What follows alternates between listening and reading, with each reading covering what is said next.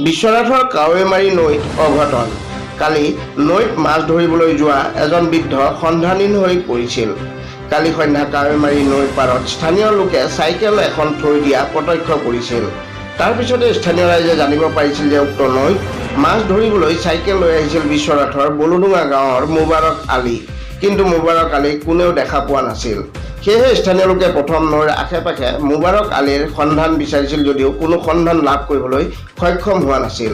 তাৰপিছত স্থানীয় ৰাইজে বিশ্বনাথ আৰক্ষীক খবৰ দিয়ে যদিও নিশা হোৱাৰ বাবে আৰক্ষীয়ে নিশা অভিযান চলাবলৈ সক্ষম হোৱা নাছিল। কিন্তু আজি পুৱা স্থানীয় এজন ব্যক্তিয়ে প্ৰত্যক্ষ কৰে এটা মৃতদেহ। পিছত NDRFৰ দলে নৈত উদ্ধাৰ কৰে বৃদ্ধগৰাকীৰ মৃতদেহ। ইতিমধ্যে বিশ্বনাথ সদৰ আৰক্ষীয়ে নৈত খলিল সমাধি ঘটা লোকজনৰ মৃতদেহ মৰণোত্তৰ পৰীক্ষাৰ বাবে বিহালীলৈ প্ৰেৰণ কৰিছে আৰু সমস্ত ঘটনাৰ তদন্ত আৰম্ভ কৰিছে। মানুহজন কালি দিনৰ প্ৰায় 10টামান বজাত মাছ মাৰিবলৈ গৈছিলে গিলাধাৰী নদী। আৰু ঘৰৰ মানুহ কোনেও গম নাপায়, পৰিয়ালৰ মানুহক কৈও যোৱা নাই। মাজে সময়ে গৈ থাকে মাছ মাৰিবলৈ, কিন্তু কালি তেওঁ মাছ মাৰিবলৈ গৈছে যোৱাত প্ৰায় 4টামান বাজি গ'ল। তেওঁলোকে মানুহজন ঘৰমুৱা হোৱা নাই, ঘূৰি অহা নাই। তেতিয়া আমাৰ মনত অলপ সন্দেহ লাগিল যে সদায়তো মাছ মাৰিব গ'লে 3টা বজাত ঘূৰি আহে, তো আজি দেখোন 4টা পাৰ হৈ গ'ল, এতিয়ালৈকে আহি পোৱা নাই। তেতিয়া আমি অলপ তদন্ত লগালোঁ যে ওচৰতে লগৰ কোনোবাই গৈছিল নেকি মাছ মাৰিবলৈ। এই লগৰ মানুহবিলাকক সোধাত কৈছে বোলে গৈছে মাছ মাৰিব গৈছে, কিন্তু আমি আহিব সময়ত লগৰখিনি 12টা বজাতে আহিছে। আহিব সময়ত মাতিও আহিছে যে যি হ'লে যিমানখিনি পাইছে এতিয়া বলক ঘৰলৈ যাওঁ।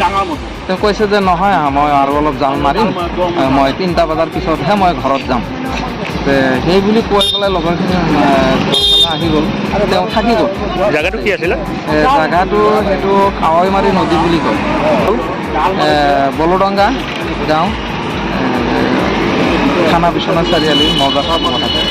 নামটো কি আছিল? তেওঁৰ নাম আছিলে মহম্মদ মুবাৰক আলী।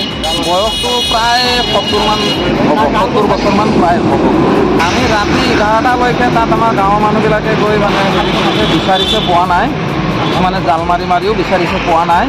নোপোৱাৰ ক্ষেত্ৰত আমাৰ থানাত ইনফৰ্মেশ্যন কৰিছিলোঁ। থানাৰ মানুহখিনি, থানাৰ পুলিচৰ মানুহো গৈছিলে, গৈ তদন্তত কোনো ধৰণৰ সংসূত্ৰ ওলোৱা নাই।